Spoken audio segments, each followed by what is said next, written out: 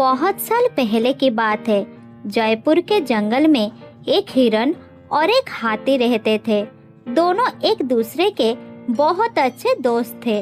वो एक साथ खेलते थे, एक साथ खाते थे और एक साथ रहते भी थे। वो दूर दूर तक एक साथ जाते थे।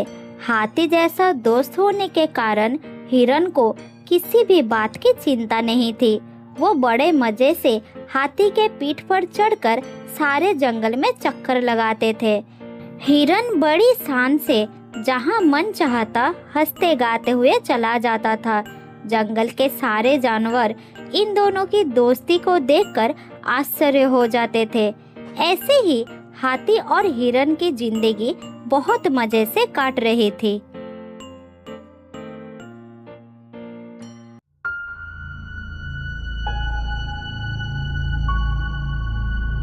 उस जंगल में एक सियार भी रहता था। हाथी और हिरन की दोस्ती देखकर उसे बहुत जलन होता था और हिरन पर बहुत गुस्सा आता था, लेकिन वो उन दोनों का कुछ बिगाड़ नहीं पाता था। वो मन ही मन सोचता था उन दोनों में फूट पड़े और हिरन की जगह वो हाथी का दोस्त बन जाए। सियार मौके का इंतजार करने लगा, क्योंकि हिरन के रहते वो हाथी का निकट नहीं जा पाता था।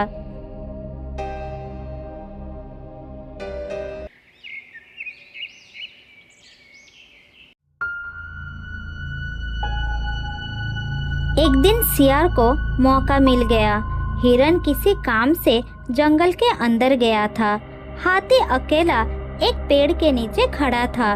सियार धीरे धीरे हाथी के पास गया और कहा, हाथी राजा, आप तो विशाल शरीर वाले हैं, बुद्धिमान है, शक्तिशाली भी है, फिर भी एक छोटा सा हिरन को दोस्त बना लिया। कहाँ आप और कहाँ वो तुच्छ हिरन? उसके साथ आपकी कोई बराबरी नहीं है। क्या आप जानते हैं कि जंगल के सारे जानवर इस बात से आपका मजाक उड़ाते हैं? जरा सोचिए हाथी राजा। ये तुम क्या कह रहे हो सियार भाई? हिरन मेरा बहुत अच्छा दोस्त है। वो हमेशा मेरा साथ देता है।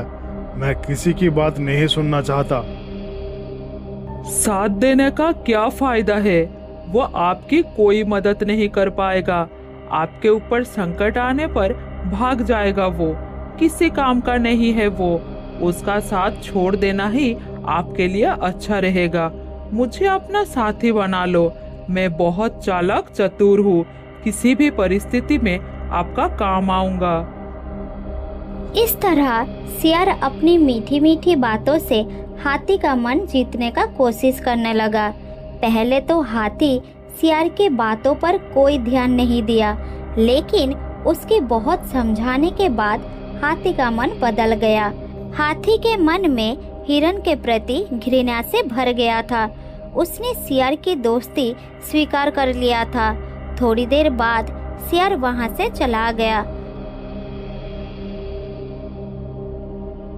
इधर हिरन अपना काम निपटाकर हंसी खुशी मन में हाथी के पास आया।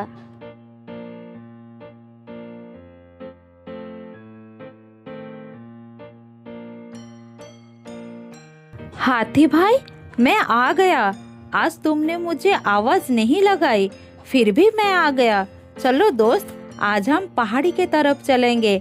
पहाड़ी फलों का स्वाद लेंगे, घूमेंगे फिरेंगे, बड़ा मजा आएगा। मैं क्या तुम्हारा नौकर हूँ जो तुम्हें अपनी पीठ पर बैठाकर घूमने ले जाऊं? जाओ, अपना काम करो। मैं कहीं नहीं जाऊंगा। मूर्ख हिरन कहीं के। मेरे दोस्त, कैसी बातें कर रहे हो? क्या मुझसे कोई भूल हुई है? अगर कोई भूल हुई है तो खुलकर बताओ। मैं अपनी गलती का माफी मांग लूंगा, लेकिन मेरे साथ ऐसा व्यवहार मत करो। मैं तुम्हारा दोस्त हूँ। गलती तुमसे नहीं, मुझसे हुई है। मैंने तुमसे दोस्ती कर ली है। यही मेरी गलती है। मुझे तुमसे दोस्ती नहीं करनी चाहिए थी। अब चलो यहाँ से, अपना काम करो और मुझे भी अपना काम करने दो। हाथी के बात सुनकर हिरन को बड़ा दुख हुआ। शर्म से वो अपनी सर झुका लिया। उसी समय वहाँ पर सियार लौट आया। चलो दोस्त, आज हम पहाड़ी के तरफ चलेंगे, बहुत मजा करेंगे। उधर बहुत सारा खाना है, हम घूमेंगे फिरेंगे और खाएंगे। हाँ हाँ दोस्त, चलो। मैंने भी सुना है उधर बहुत सारा खाना है। सियार हाथी के ऊपर सवार होकर बैठ गया और हाथी आगे बढ़ गया। हिरन वहाँ पर खड़ा होकर ये सब देखता रहा। उसको बड़ा कष्ट हुआ, लेकिन वो और कर भी क्या सकता था। वो समझ चुका था कि सियार ने हाथी की बुद्धि भ्रष्ट कर दी है। ये भी हो सकता है कि हाथी किसी संकट में फंस जाए। ये सब सोचकर हिरन हाथी का पीछा करने लगा।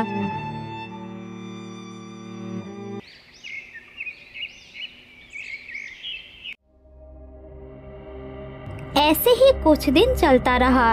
हिरन हमेशा हाथी को अपनी नजर पर रखता था।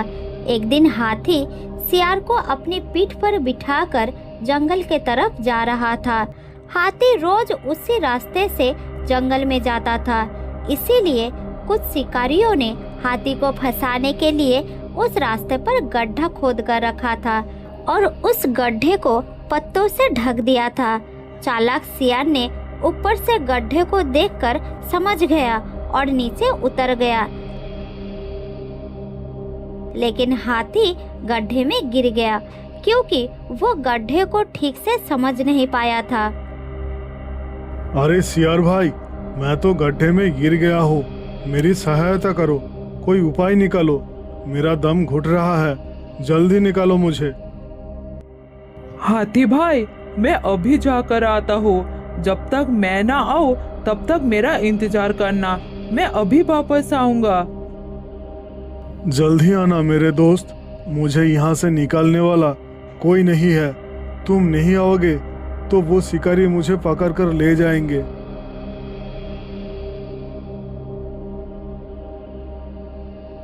इतना कहकर सियार वहां से चला गया और झाड़ियों के पीछे चुपचाप बैठा रहा।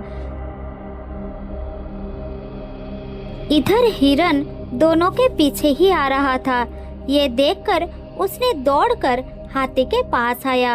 अपने दोस्त की ऐसी हालत देखकर उसे बड़ा दुख हुआ।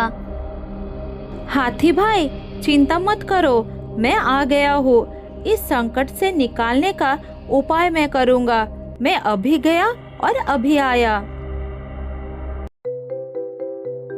ये कहकर हिरन दौड़ते हुए जंगल के अंदर चला गया। दौड़ते दौड़ते उसने हाथियों के पास गया और सारी बात बताकर अपने दोस्त की जान बचाने के लिए कहा। हिरन की बात सुनकर सभी हाथी उस स्थान पर पहुंच गए जहां हाथी फंसा था।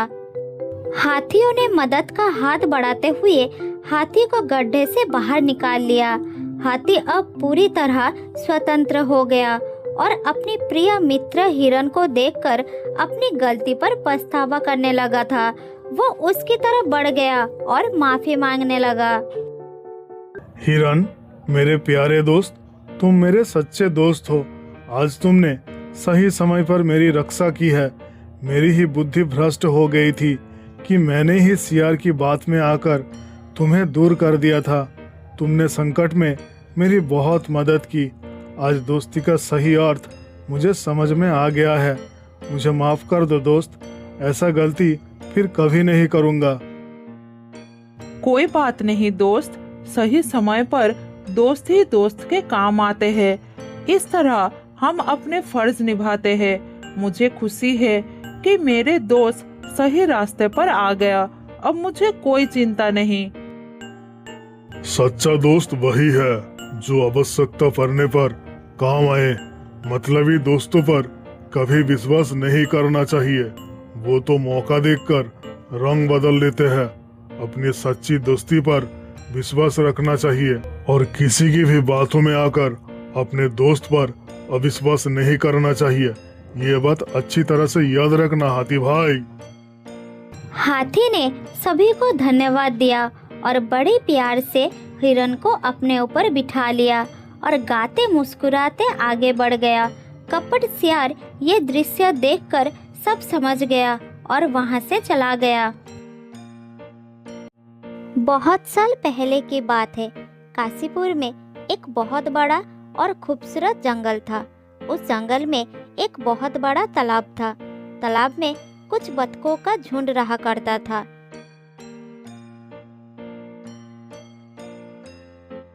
जंगल का सभी जानवर उस तालाब में पानी पीने आया करते थे। सब मिलजुल कर ही रहते थे। बतख के झुंड में सीनू और मीनू नाम का एक जोड़ा था।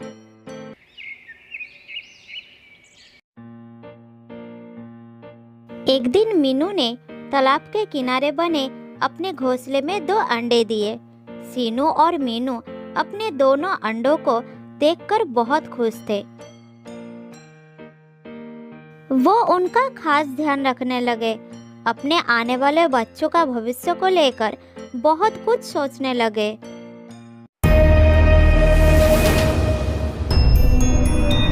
उस तालाब से थोड़ी दूर पर एक पेड़ के नीचे एक बिल में एक सांप रहा करता था और वहीं से जानवरों पर नजर भी रखता था। जब सांप की नजर बतखों की उस अंडों पर पड़ी तो वो खुश हो गया। अरे वाह, कितने बड़े बड़े और ताजे अंडे हैं। अगर इनको खाने का मौका मिल जाए तो मज़ा ही आ जाएगा।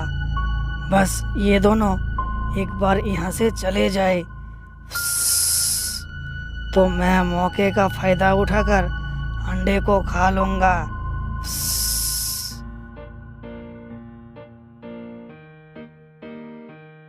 धीरे धीरे शाम हो गई।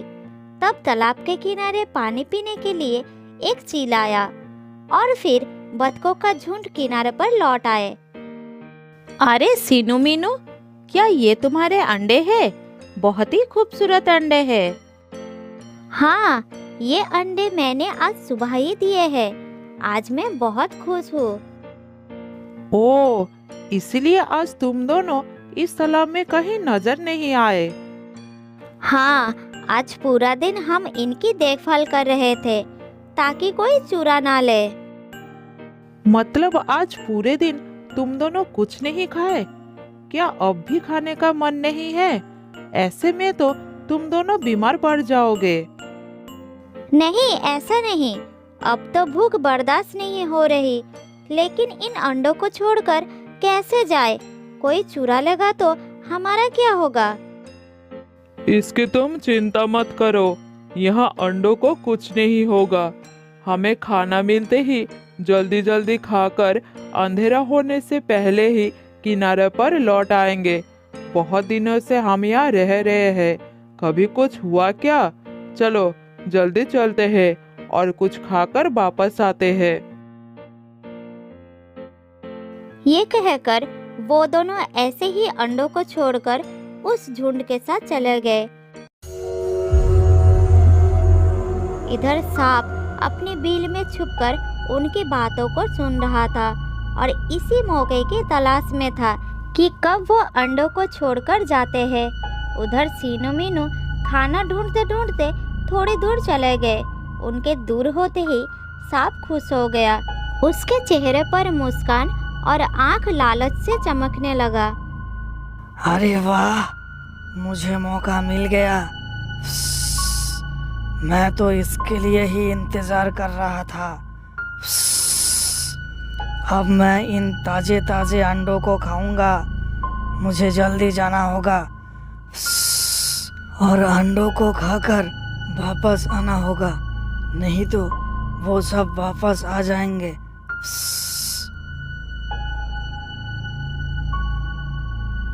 ये कहकर सांप उन अंडों के पास पहुंचा।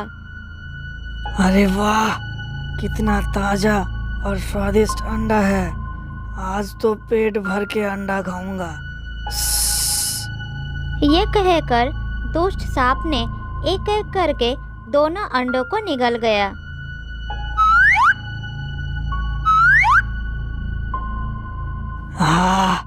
आज तो सचमुच मजा आ गया। अब मैं आराम से अपनी बिल में जाकर सो जाता हूँ, वरना किसी ने देख लिया तो काल का इंतजाम नहीं हो पाएगा। यहाँ ज़्यादा देर रुकना ठीक नहीं होगा।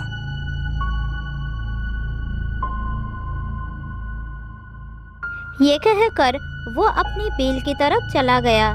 इधर कुछ देर बाद ही सीनू और मीनू खाना खाकर वापस आए। जब दोनों अपने घोंसले के पास आए तब घोंसले को खाली देखकर चौंक गए। अरे, हमारे अंडे कहाँ गए? कुछ देर पहले ही तो हम यहाँ रख कर गए थे।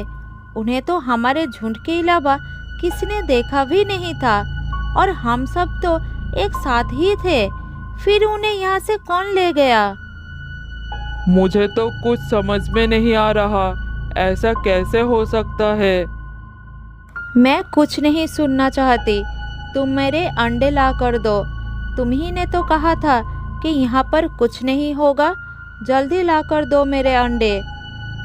तुम रो मत मीनू, मुझे भी बहुत दुख हो रहा है। तुम चुप करो, मैं कुछ करता हूँ। ये कहकर सीनू ने कुछ सोचा और बोला, हमें इस बात का पता लगाने के लिए एक तरकीब लगानी पड़ेगी। सुनो। फिर सीनू ने मीनू को एक तरकीब बताया।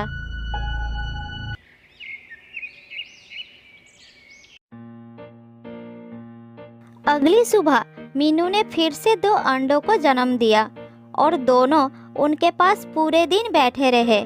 फिर धीरे धीरे सूरज ढलने लगे। तब सीनू ने मीनू को बोला, मीनू, हम पूरे दिन यहाँ पर बैठे हैं। मुझे बहुत भूख लगी है और रहा नहीं जा रहा है। चलो कुछ खाना खाकर आते हैं, जल्दी वापस आएंगे। लेकिन इन अंडों को अकेले कैसे छोड़कर हम जाए? कहीं कल की तरह इन्हें कोई ले गया तो? नहीं नहीं, मैं नहीं जाऊंगी। ठीक है, तुम रुको, मैं आता हूँ। ये कहकर सीनू अपने मुंह में थोड़ी सी घास दबाकर लाया और उस घास से अपने अंडों को पूरी तरह से ढक दिया। ये देखो, अब इन अंडों को कोई नहीं देख सकता। अब हम इन अंडों को छोड़कर निश्चिंत होकर जा सकते हैं। ये देखकर मीनू भी खुश हो गई और दोनों निश्चिंत होकर वहां से तालाब में चले गए।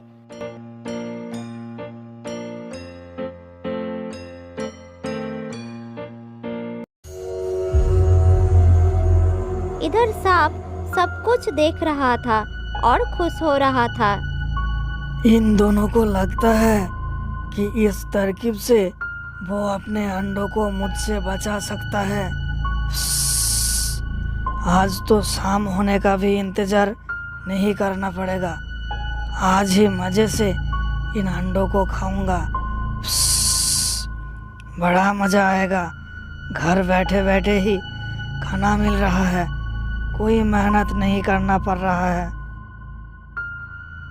ये कहकर सांप अपने बिल से निकलकर घोंसले के तरफ बढ़ गया। उधर सीनू और मीनू तालाब के किनारे ही एक पेड़ के पीछे छुपकर अपने घोंसले पर नजर रख रहे थे। लेकिन जब उन्होंने सांप को देखा तो दोनों डर गए। इससे पहले वो कुछ सोच पाते, लेकिन तुरंत सांप ने दोनों अंडों को निगल लिया और खुश होकर अपने बिल में जाकर आराम से सो गया। सीनू और मीनू जब अपने घोंसले के पास पहुंचे तब सांप उनके अंडों को खाकर जा चुका था। हे भगवान, एक भयानक सांप हमारे अंडों को खा रहा है।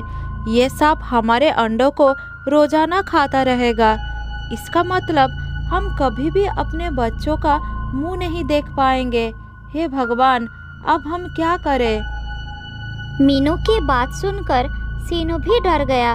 तब उसकी नज़र तालाब के किनारे चील पर गया, जो तालाब में रोज की तरह पानी पी रहा था।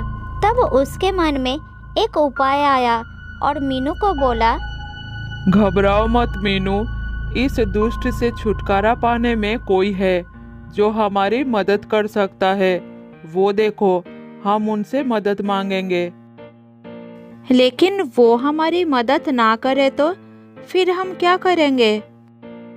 फिर भी हम कोशिश तो करें, उसके बाद जो होगा देखा जाएगा। ये कहकर सीनू चील को पुकारने लगा। प्यारी चील, क्या तुम हमारी आवाज सुन सकती हो? हाँ हाँ, क्यों नहीं, बोलो क्या हुआ, क्या कोई परेशानी है? हाँ हाँ चील बहन, हम दोनों बहुत परेशानी में हैं। क्या तुम हमारी थोड़ी मदद कर सकती हो? ठीक है, बताओ तो सही, क्या तुम्हारी परेशानी है, फिर देखती हूँ। फिर सीनू ने अपने अंडे और सांप के बारे में सब कुछ बता दिया। फिर चील ने उड़कर दोनों के सामने आई और गुस्से में बोली,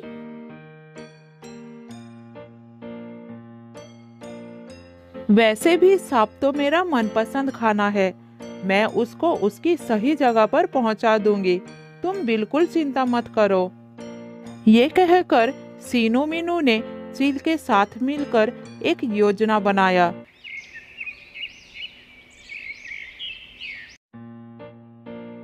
अगले दिन फिर से मीनू ने 2 अंडे दिए और सांप भी उस समय उन दोनों की बात सुन रहा था। मुझे लगता है कोई जानवर हमारे घोंसले पर रखे हुए घास को खाता है और गलती से अंडे भी खा जाता है। तो आज इनको ऐसे ही छोड़कर चलते हैं, घास से ढक देंगे तो फिर से खा जाएगा। चलो चलते हैं। उसकी बात सुनकर सांप हंसने लगा और बोला, चाहे ढक कर जाओ या फिर खुला रख कर जाओ, जाएंगे तो ये मेरे पेट में ही। ये दोनों कितने बेवकूफ हैं।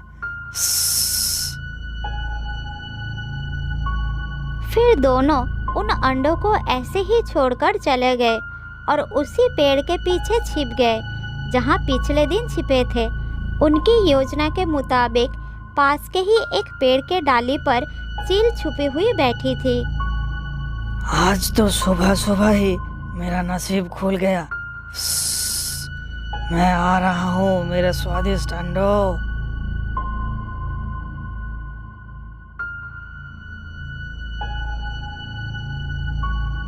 ये कहकर सांप अंडों की तरफ चला गया। जब वो अंडों के बिल्कुल करीब पहुंचा, तब चील पेड़ से सीधे उसकी तरफ बढ़ गई। सांप ने जैसे ही अंडों को खाने के लिए अपना मुंह खोला, तब चील ने उसको झपट लिया। चील ने सांप की गर्दन अपनी चोंच में दबा ली और उसको आसमान में लेकर उड़ चली। अरे छोड़ दो मुझे, छोड़ो, ये चील कहाँ से आ गई? बचाओ बचाओ, छोड़ दो मुझे, मैंने तुम्हारा क्या बिगाड़ा है चील?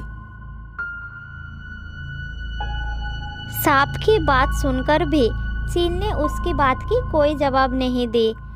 काफी देर उड़ने के बाद वो एक पहाड़ पर जाकर रुके। वहाँ और 2 चील उसका इंतजार कर रहे थे। फिर तीनों ने मिलकर दुष्ट सांप को अपनी जगह पर पहुंचा दी। उधर सीनू और मीनू अपने अंडों को सुरक्षित देखकर बहुत खुश हुए और मन ही मन चील को धन्यवाद देने लगे। कुछ दिन बाद उन अंडों से छोटे छोटे 2 बच्चे निकले। उसके बाद सीनू और मीनू अपने बच्चों को लेकर खुशी से रहने लगे।